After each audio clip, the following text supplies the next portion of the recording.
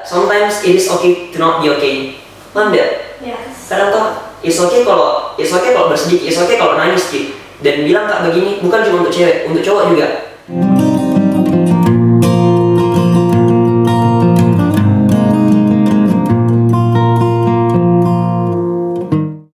Halo Sobat Genre, selamat datang di Genre Talks Pick Air Reds SMA YPS Sarawako. Bersama saya Aziza Ainul dan saya Intania. Hari ini kita kedatangan tamu spesial loh. perkenalkan Kak Muhammad Iza Pringgo Pranggita atau biasa kita sapa Kak Pringgo. Selamat datang Kak. Bagaimana Oh. kabarnya? Well, alhamdulillah untuk sekarang baik. Ya baik Kak. Jadi Kak Pringgo ini salah satu anggota divisi media dan publikasi ya di Forum Genre Luhut Timur. Mungkin Kak Pringgo bisa jelaskan lebih lengkap tentang ya. Oke, jadi halo teman-teman. Kenalin, nama saya Pringgo Pranendita, akrab disapa Pringgo. Saya dari Forum Genre Kabupaten Luhut Timur. Well, di Forum Genre saya kerjanya di divisi media dan publikasi seperti yang dibilang tadi. Selain itu, saya juga alhamdulillah kemarin kepilih jadi Wakil 1 Duta Genre Kabupaten Luhut Timur untuk tahun 2020. Jadi sekian dari perkenalan dari saya. Wah, keren ya Kak Pringgo ini. Nah, hari ini kita akan berbincang-bincang tentang kesehatan mental ya. Nah, sebelum lebih jauh, kita mau nanya nih, menurut Kak Pringgo sendiri, kesehatan mental itu apa sih? Well, kesehatan mental, ya, tanya menurut saya kan. Kalau kesehatan mental, in my opinion itu suatu kondisi di mana kita tenang, di mana kita nggak ada tekanan batinnya, gimana kita dapat produktif dan ngikutin keseharian seperti biasanya, ngejalanin aktivitas seperti biasanya tanpa ada gangguan batin, tanpa ada tekanan gitu dari dalam diri kita sendiri. Jadi gitu. Menurut kakak sendiri, kesehatan mental itu penting gak sih buat kita? Penting banget. Because nggak cuma fisik, kita juga perlu kesehatan mental yang baik untuk jadi produktif. Karena of course setiap hari kita tuh bakalan mikir, entah dari hal sekecil apapun atau hal besar, kita pasti dikasih sama pilihan yang mana kita harus milih. Dan tanpa kesehatan mental yang baik bakalan susah milih. Apalagi kalau pengambilan keputusan penting atau hal-hal yang menuntut kita buat kreatif out of the box, itu bakalan susah kalau kita nggak punya mental health yang bagus. Belum lagi kalau dalam organisasi kita mau berkolaborasi tanpa mental health yang bagus, bakalan susah ngedrive tim atau kerjasama sama orang lain gitu. Oh, jadi mental health ini penting banget ya buat keseharian kita. Nah, kira-kira ada apa saja penyakit-penyakit mental yang biasa terjadi pada remaja? Oke. Pertama dibenerin dulu dikit. Sebenarnya nggak ada istilah penyakit mental. Yang ada gangguan mental. Jadi mental health itu kesehatan mental. Dia tuh ya seperti yang saya bilang tadi, nggak kayak penyakit pada umumnya. Dia nggak dapat dihitam putihkan, nggak dapat dibilang oh ini sehat ini sakit. Tapi sehat dan terganggu.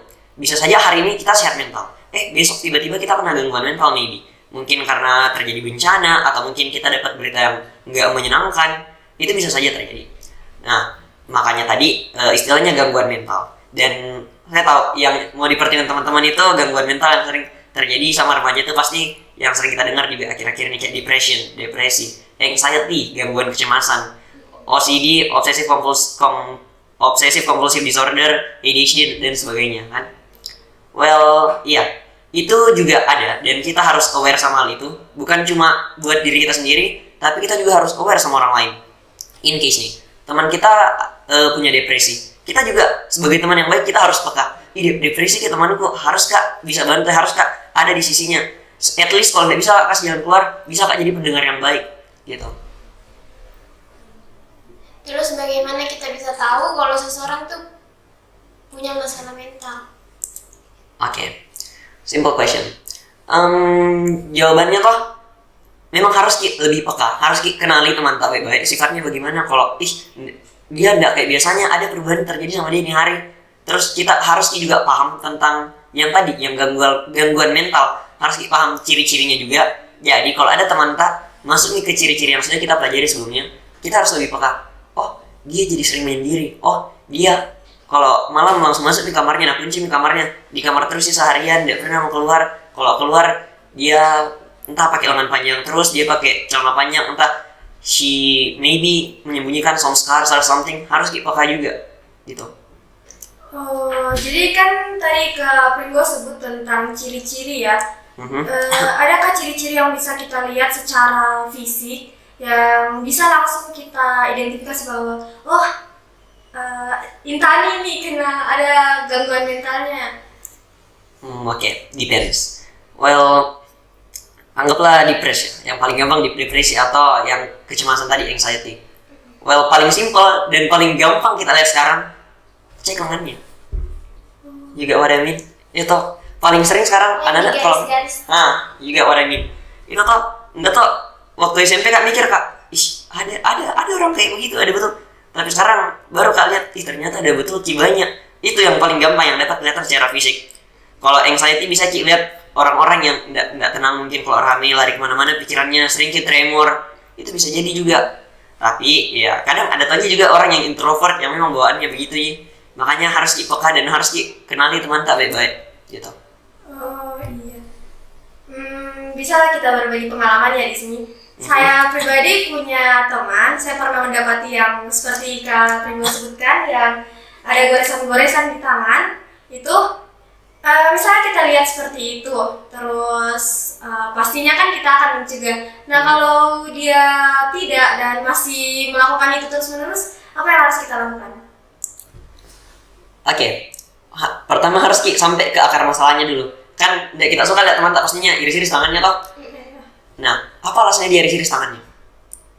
Pasti mereka entah ada masalah keluarga, atau ada masalah hidupnya, ada masalahnya sama temannya, atau ada masalahnya sama pasangannya, let's say. Nah, harus dibantu. Setidaknya toh bisa jadi pendengar yang baik untuk teman tak. Kalau kita dengar saja masalahnya teman tak, itu tuh bakalan berkurang masalahnya sampai kayak 50%. Setidaknya plong bisa dikeluarkan semuanya. Nah, terus kalau misal jadi bikin teman cerita yang baik, dikasih juga masukan, tapi begitu. Oke. Kalau memang dia tidak bisa lepas dari itu, kasih apa itu namanya, alternatif lain yang tidak terlalu berbahaya. Ada beberapa contoh gue dapat. Contoh pakai es batu, genggam es batu. Kalau genggam es batu itu rasa sakitnya sama kayak itu tadi. Apalagi kan mereka kayak suka istilahnya menyiksa dirinya toh, suruh genggam es batu. Sakit juga itu, tapi bahayanya tidak sebahaya iris-iris tadi. Apa juga ya pernah aku dengar. Itu jadi es batu terus pewarna makanan. Jadi sakitnya sama, terus ada kayak darah-darahnya juga, efek-efek darah. Itu tuh 11-12 memang, tapi dampaknya lebih bahaya kalau iris-iris. Makanya kasih mereka alternatif. Jangan ambil jalan bahayanya. Kalau memang kau tidak bisa lepas ini, ada cara yang lebih gampang. Terus kalau kau misal butuh teman cerita lagi, kalau kau butuh teman ngobrol, masih ada masalahmu, cerita sama saya. Jangan pendam sendiri. Itu bahaya loh. Karena toh, satu orang yang selalu agung-agung kan anak sekarang tuh, kuat Kak, saya bisa Kak, begini lo bisa Kak. Padahal enggak, sometimes it is okay to not be okay. Paham enggak? Yes. Sekarang tuh, it's okay kalau bersedih, it's okay kalau nangis Ki. Dan bilang Kak begini, bukan cuma untuk cewek, untuk cowok juga. Masalahnya, sekarang tuh ada istilahnya juga toxic masculinity. Toxic masculinity tuh kayak begini, kenapa ada cowok nangis? Lemahnya kok jadi cowok? Kenapa ada cowok enggak bisa main bola? Toxic sekali tuh, serius. Well, normal ada cowok bisa masak, normal ada cowok hobi menari, it's okay. Selama tidak menyalahi aturan dan selama tidak menyalahi aturan agama juga atau kodrat, kalau kita bilang, I think it's okay. Terus, itu tadi, nggak masalah, it's okay to not be okay. Biarkan mereka nangis, biarkan mereka lepas. Jadi kelihatan mau sok kuat terus 24/7. Karena itu bakalan bikin kita tertekan juga. Jadi sometimes kita memang perlu break. Apalagi toh, selalunya tuh kalau cerita sama teman tak, biasanya mereka bilang, manjanya kok baru begitu, lemahnya kok saya kemarin begini Kak, begitu Kak. Akhirnya jadi banding-bandingkan nasib. Padahal cerita Kak ini toh butuh Kak teman cerita, butuh ya seseorang yang bisa dengarkan Kak supaya keluar masalahku sedikit. Ini malah kau banding-bandingkan Kak, malah kau judge Kak, kau hakimi Kak juga. Jadi tambah parah masalahnya. That's why kita sebagai pendidik sebaya dan konselor sebaya harus dipaham juga bagaimana caranya kita treat, bagaimana caranya kita temani bicara orang-orang, teman-teman kita yang kayak begitu. Kita tunjukkan kalau saya peduli loh sama kamu, kita teman loh. Apapun masalahmu, ceritakan sama saya. Dan kita pun harus jadi orang yang terpercaya, harus jadi orang yang amanah, jaga rahasianya mereka baik-baik. Oke? Oke, siap. Nah, masalah yang paling sering saya dapatkan dari teman-teman, termasuk saya sendiri biasa mengalami itu overthinking, Kak. Nah, bagaimana caranya menghilangkan overthinking? Terus, apakah overthinking itu masuk ke gangguan mental? Oke, sekarang kita talking buat overthinking. Well, percaya nggak percaya tak? Pernah kan juga ketemu psikolog gara-gara overthinking. Well, terus dia bilang, overthinking tergantung dulu.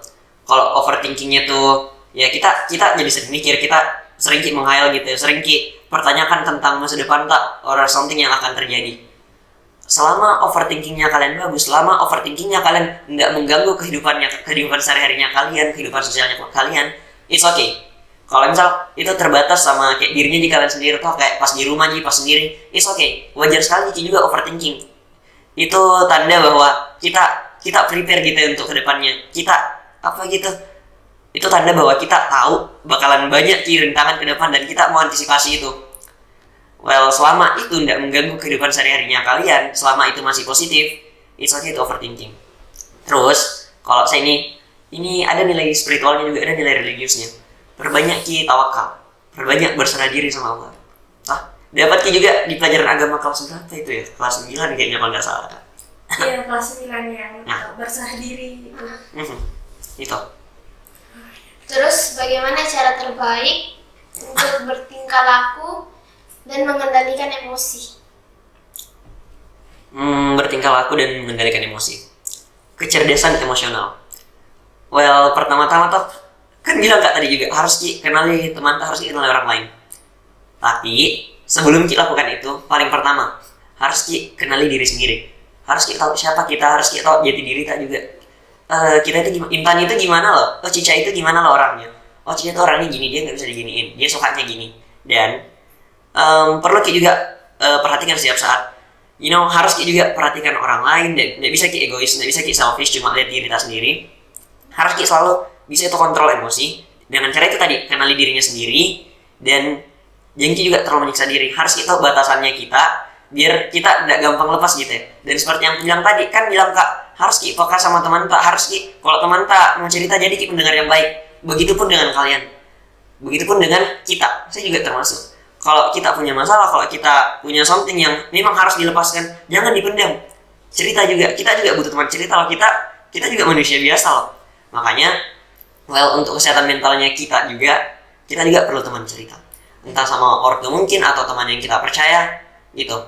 Jadi kecerdasan emosional, plus itu tadi kecerdasan emosional itu juga bisa dibentuk loh dalam organisasi, dalam keseharian kita. Karena pasti itu kalau berorganisasi sering sekali beda pendapat sama teman tak, sering sekali ada kegiatan tidak datang teman tak, atau enggak mau kerja dia santai jadi kita capek mungkin. Nah di situ dites juga kecerdasan emosional tak, bagaimana cara tanggapinya, bagaimana solusinya. Jadi gitu, banyak kenali diri kalian sendiri dan latihan. Ya baik. Terus bagaimana supaya orang-orang tuh lebih peduli tentang kesehatan mental, apalagi khususnya ke orang tua, karena kan biasa kalau ada gangguan kayak gitu buat anaknya pasti kayak dikira stres, gila atau kayak gimana gitu. Oke, menarik pertanyaannya. Jadi bagaimana caranya dulu biar orang-orang tahu, biar orang-orang aware. Salah satu contohnya seperti yang kalian lakukan, berbanyak share info tentang itu, biar orang-orang lebih tahu, biar orang-orang paham.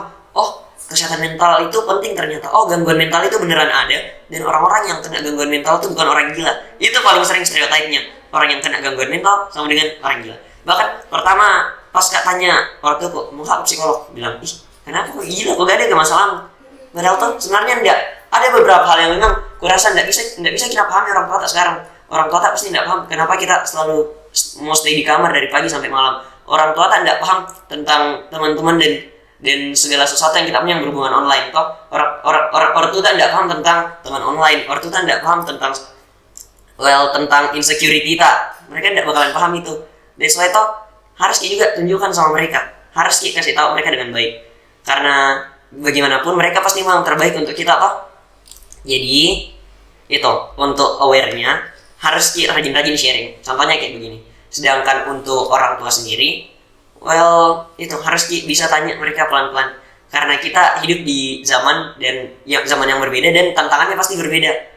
Well, mereka nggak paham toh tentang insecurity-nya kita, bagaimana kalau kita lihat itu orang kayak perfect semua di sosmednya, terus kita suka banding-bandingkan sama diri kita, sekarang ada insecurity tak juga, overthinking, kita takut ke depan bagaimana, apalagi kalau lihat kayak saingan-saingan toh kayak berat sekali, terus insecure fisik juga, insecure ilmu juga, overthinking dan sebagainya, stay di kamar 24/7, malas gerak, hal-hal kayak begitu yang kadang nggak pahami orang tua.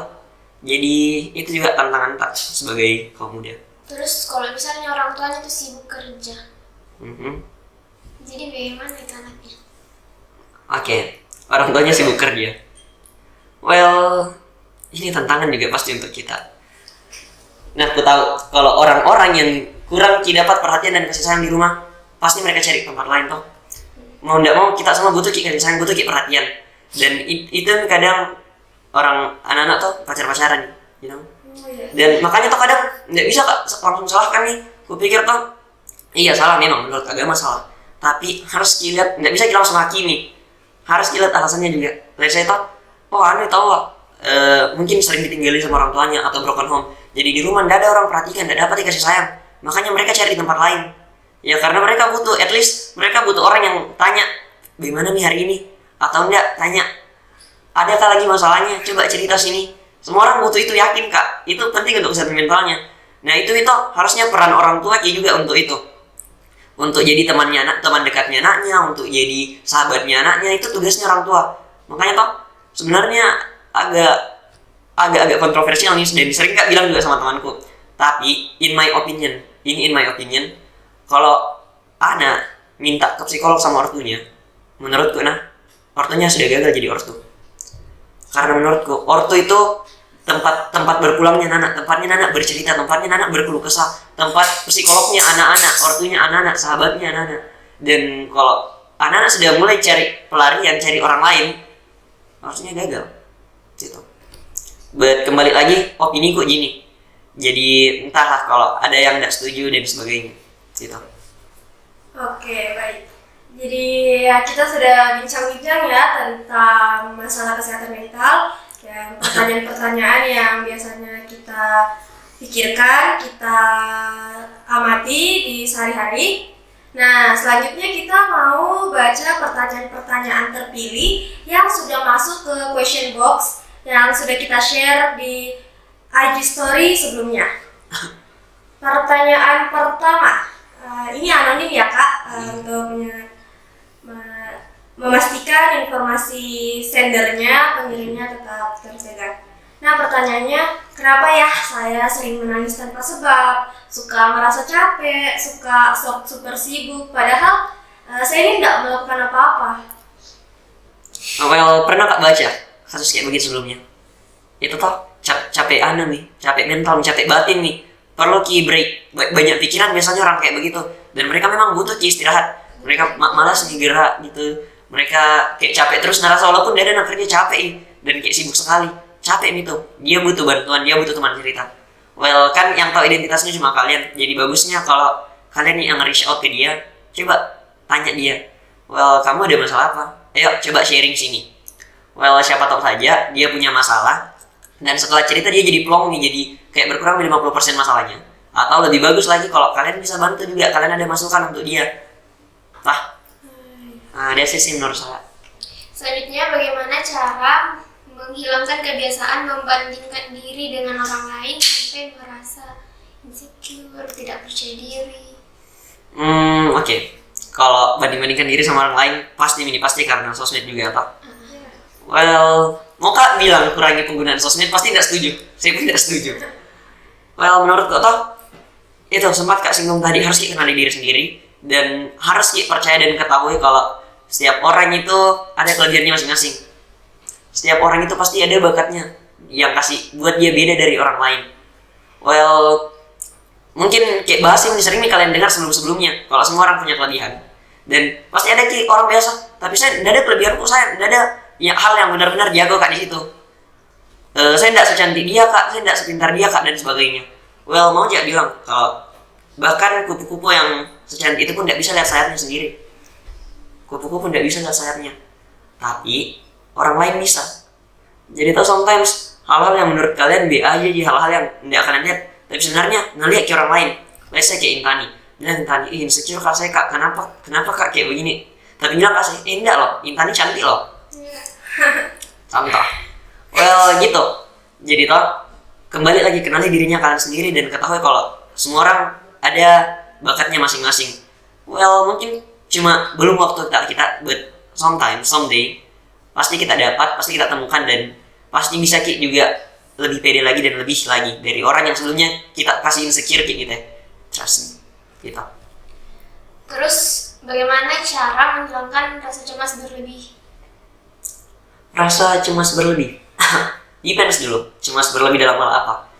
Let's say dalam hal masa depan tuh paling sering kini orang cemas tentang masa depannya, cemas kita tentang kira-kira keterima jika kan, apalagi kalau seusia tak ini, bisa jika nggak nanti ini keterima PTN, bisa jika kalau lulus SN, bisa jika nggak begini begitu. Well, orang-orang yang cemas break dulu, nggak usah mikir terlalu jauh, kembali seperti yang aku bilang sebelumnya, berserah diri sama Allah. Coba kita perbanyak berdoa juga, karena bagaimanapun hidupnya kita, story hidupnya kita sudah ditulis sama penulis naskah terbaik, sama sutradara terbaik. Well, kita tinggal menunggu saja, kita usaha sebaik mungkin, kita berdoa, terus sisanya serahkan sama Allah. Gitu. Baik. Terus ada pertanyaan dari saya pribadi. Nah, saya ini tipe orang yang kemudian ya, gampang sekali berubah mood. Kadang lagi senang-senangnya, tiba-tiba langsung sedih, tiba-tiba langsung marah, tiba-tiba langsung senang kembali. Nah, bagaimana cara supaya saya ini bisa mengendalikan mood itu? Kayak kalau kan biasanya lagi senang nih, tiba-tiba marah, nah itu marahnya kadang kayak tadi tidak terkontrol. Jadi biasa marah ke orang-orang di sekitar saya tanpa alasan gitu. Bagaimana cara mengatasi itu? Well, okay. Sebenarnya toh ada salah satu gangguan mental tadi yang kayak begitu juga ciri-cirinya. Namanya toh bipolar. Tapi itu tuh ciri-cirinya bipolar, tapi nggak boleh ki self diagnose, nggak boleh ki sudah ki baca-baca tuh bipolar kak, kayaknya bipolar kak, nggak boleh. Karena bisa saja toh ada masalah lain kak, tapi kita pakai treatmentnya, kita pakai pengobatannya bipolar. Jadi salah treatment nih. Jadi pertama tuh nggak boleh ki self diagnose dulu, nggak boleh ki asal mendiagnosa diri sendiri. Instead of itu tadi kan kita tahu nih kalau diri tak kemudian toh. Well, bagusnya kalau kita banyak-banyak ki latih tuh. Kalau sebenarnya toh kalau mau pindah-pindah mood, bagaimana caranya supaya kalau bad mood gak bisa langsung baik kembali? Sebenarnya nggak bisa kak, banyak komen karena sering kak juga begitu. Tapi perlu ki belajar tentang kecerdasan emosional. Jangan ki langsung tunjukkan semua emosi tak. Perlu ki lihat kondisi, situasi dan kondisi toh. Apakah bisa kak ini lakukan ini di sini, harus ki berpikir logis juga. Contoh toh, anggaplah kemarin ada kegiatanku dan anggaplah saya jadi ketua panitianya. Terus lagi bad mood kak karena anggaplah sudah kak dimarah-marah di rumah. Tapi pas kak ke situ mikir kak, berpikir logis kak. Pokoknya nggak boleh kak kelihatan bad mood di sini. Harus kak tetap ceria, harus kak cheer apa nana. Apalagi ketua panitia kak kelihatan kak ngeliat kan anak. Kalau ngeliat muka bad mood, kalau ngeliat muka anda semangat, bagaimana nanti peserta-peserta yang lain? Bagaimana panitia-panitia yang lain? Nggak semangat nih nanti. Jadi toh harus juga lihat situasi dan kondisi dan harus kita berpikir logis. Kedepankan logika baru moodnya. Tapi bukan berarti mood mau dikesampingkan, dikebelakangkan terus. Harus kita juga lihat kalau lama muka tekan diriku, lama muka kasih berusaha keras, lama muka belajar terus ada ini lagi ini itu lagi. Perlu kita kasih break diri kak dan perlu kita kasih hadiah untuk dirinya. Contoh saya, kalau sudah kak olahraga anggaplah atau sudah kak lakukan kegiatan berat, pasti beli kak es krim. Untuk saya jadi kupikir toh capek sekali muka kerja berat, muka layak sekali diriku kurasa makan es krim, layak sekali ku kasih hadiah diriku karena sudah mau berjuang sejauh ini, kuhargai diriku. Karena kalau bukan kita siapa lagi yang paling dekat sama diri kita pasti kita. Jadi otomatis yang paling kenal kita diri kita juga itu pasti kita juga. Makanya toh sometimes agak nggak seret kak kalau kayak ada ortu tua yang tekankan ki pendapatnya atau pilihannya sama anaknya dengan alasan pasti biasa kami tahu yang terbaik. Toh sering, apalagi kaum strict parents. Well, the problem is mereka mungkin tahu yang terbaik tapi mereka nggak tahu Usaha tak. mereka juga nggak tahu biasa alasan-alasan kenapa kita berbohong, kenapa kita lakukan kesalahan. Biasa kita tahu aja salah ya, tapi tetap aja kita lakukan karena ada alasan tak juga. Let's say, mungkin terlambat kita pulang sekolah atau terlambat kita pulang sekolah, dan disengaja juga. Mungkin karena ke rumahnya kita dulu teman tak, atau ada acara ultahnya dan sebagainya. Itu tuh hal-hal gitu kadang yang tidak pahami parents juga, dan harus memang komunikasi sebaik mungkin sama parents. Tahu enggak? Mumpung bicara tentang strict parents juga ini, karena sebenarnya itu tuh berpengaruh sama mental health-nya juga anak-anak. Oke. Tahu strict parents yang selalunya apa-apa keputusannya tidak boleh dibantah, tidak boleh dipertanyakan. Oke. Sebenarnya tuh ada 4 hak dasar anak.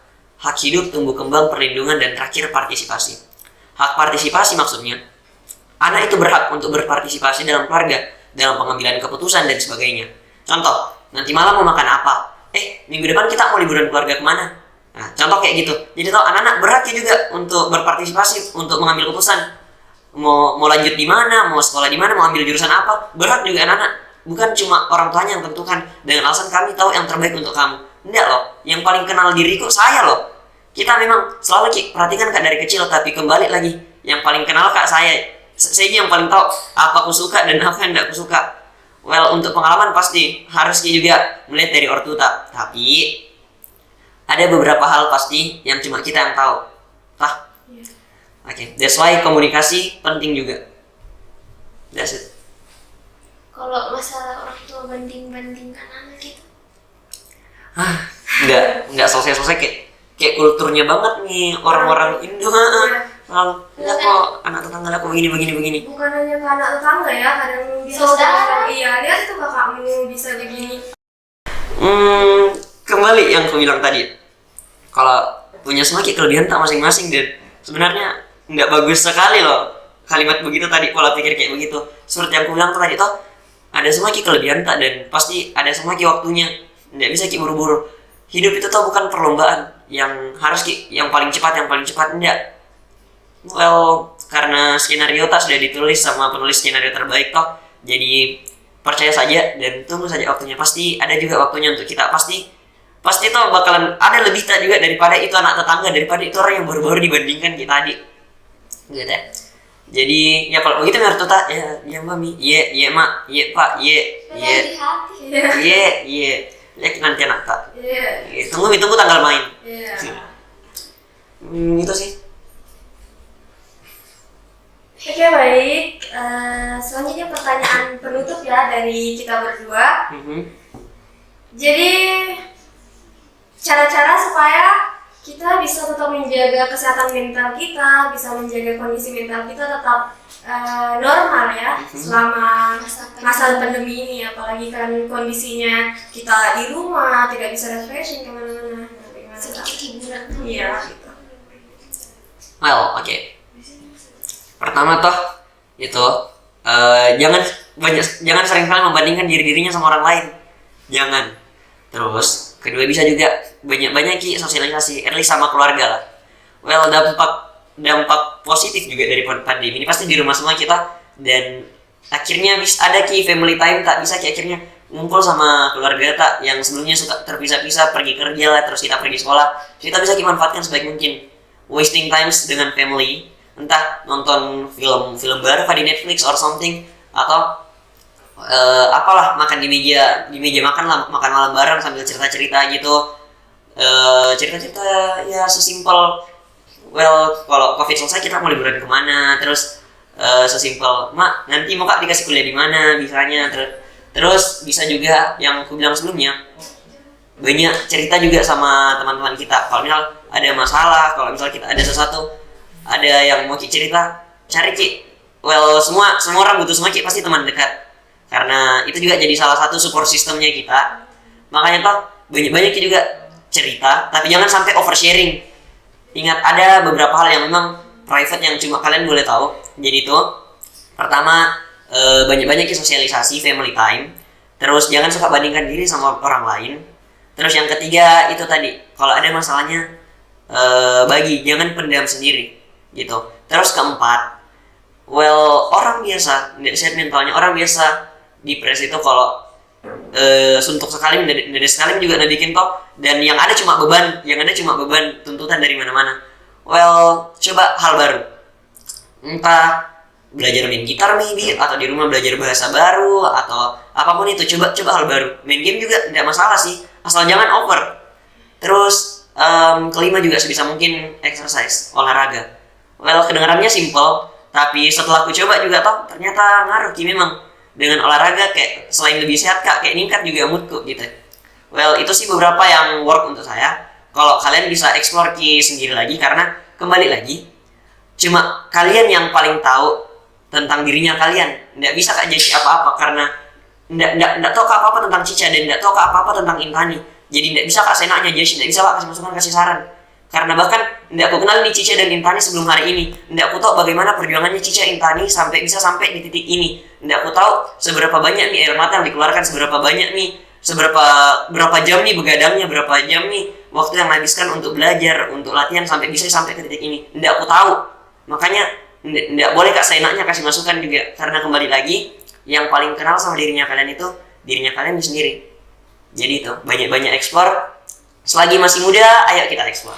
Karena masih muda Ki, masih kurang Ki tuntutan nggak ada Ji nama baik yang harus dijaga, nggak ada pitito nggak ada.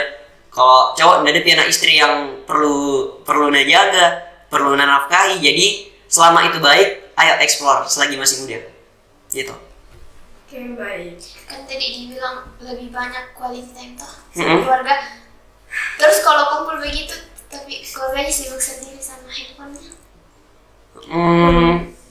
Oke, cerita juga kayak nggak enak karena sibuk sendiri ada urusannya. Tantangannya lagi kalian. Bagaimana harus kreatif juga, atau bagaimana supaya bisa ki ngumpul lagi, bagaimana caranya supaya nggak terganggu misalnya HP. Plus harusnya orto yang lebih pikir begitu. Harusnya orto yang lebih pikir, ini aku main HP semua, bagaimana cara aku supaya bisa ki asik lagi ngumpul. Well, tapi kalau misal mereka nggak sadar, harus kalian jangan bilang, mak Pak, ayo sini main ki sama adek, anggaplah ayo main ki ular tangga, atau nonton ki ini itu, atau aja cerita. Pasti diladeni gitu. Kalau memang baik ki orang tua dan kalau memang nggak pikir ki, pasti itu begitu. Jadi ya tantangannya kita memang dan harus kreatif gitu. Pernah kan sesuai gini ibu simpan dulu HP-nya, bukan bicara, tapi dia bilang nanti dulu sibuk ada kerjaan. Well, gimana pun ya. Masa dari pagi sampai malam kerja terus?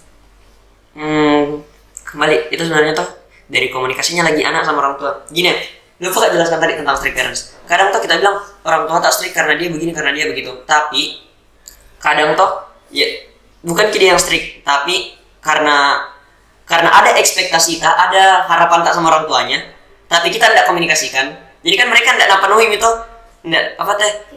Kita ada punya ekspektasi tapi tidak dikomunikasikan sama mereka.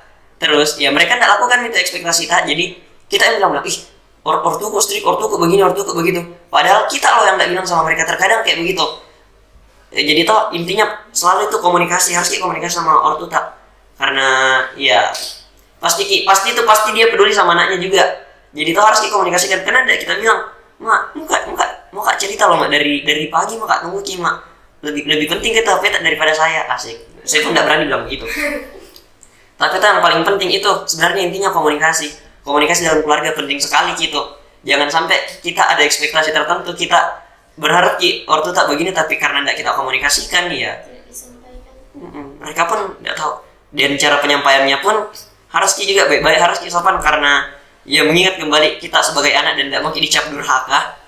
Jadi komunikasinya kembali lagi ke kita. Dan itu apalagi penyakit mental, terus tentang strict parents, tentang keluarga, tidak bisa diharap orang lain juga. Orang lain bisa kasih saran, bisa kasih masukan, tapi untuk ke ortu anggaplah itu cuma kita aja sendiri yang bisa selesaikan. Ya bayangkan nih kalau saya datang ke rumah tante bilang tadi tante strict parents gitu. Itu pasti nambah masalah Ji. Makanya kalau kayak begitu memang ujung-ujungnya bakalan kembali ke kita lagi. Komunikasi sama ortu juga penting gitu. Terima kasih Kak.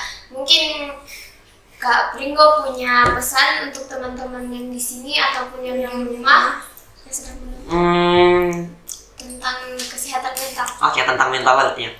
Simple, satu kalimat yang sering Kak ulang-ulang dari awal tadi. It's okay to not be okay. Well, kadang nggak apa-apa kalau kita nggak oke. Kadang nggak apa-apa kalau kita bersedih hati. Itu normal, itu manusiawi. Jangan anggap dirinya kalian lemah anggaplah kalian butuh break, kalian butuh waktu sejenak untuk dirinya kalian sendiri, terus mulai start lagi untuk mengejar gitu. Oke, baik. Terima kasih banyak Kak atas pesan-pesannya. Ya, semoga teman-teman di rumah bisa menangkap pesan dari Kak Pringgo, bisa kita ya aplikasikan, bisa kita implementasikan sehari-hari kita. Tidak apa-apa jika kita tidak baik-baik saja, tidak apa-apa untuk menangis, tidak apa-apa untuk bersedih, bukan hanya untuk cewek, cowok juga tidak masalah kalau menangis. Ya, tidak apa-apa kalau punya masalah. Cerita. Di sini ada pikir ya, ada konselor sebaya yang siap mendengar cerita, karena kalau mungkin ke guru mungkin masih merasa ya malu, takut begitu. Nah, di sini ada teman sebaya kita yang bisa mendengar cerita-cerita dari teman-teman. Baik, saya rasa cukup sampai di sini bincang-bincang kita pada hari ini. Sangat bermanfaat ya Kak. Terima kasih atas ilmu dan waktunya ya, jauh-jauh ke sini buat cerita-cerita berbagi ilmu. Nah, buat teman-teman di rumah jangan lupa like, share dan subscribe, dan sampai ketemu di Genre Talk selanjutnya. Sampai jumpa. Salam genre ya, salam genre sama-sama. 1, 2, 3. Salam genre.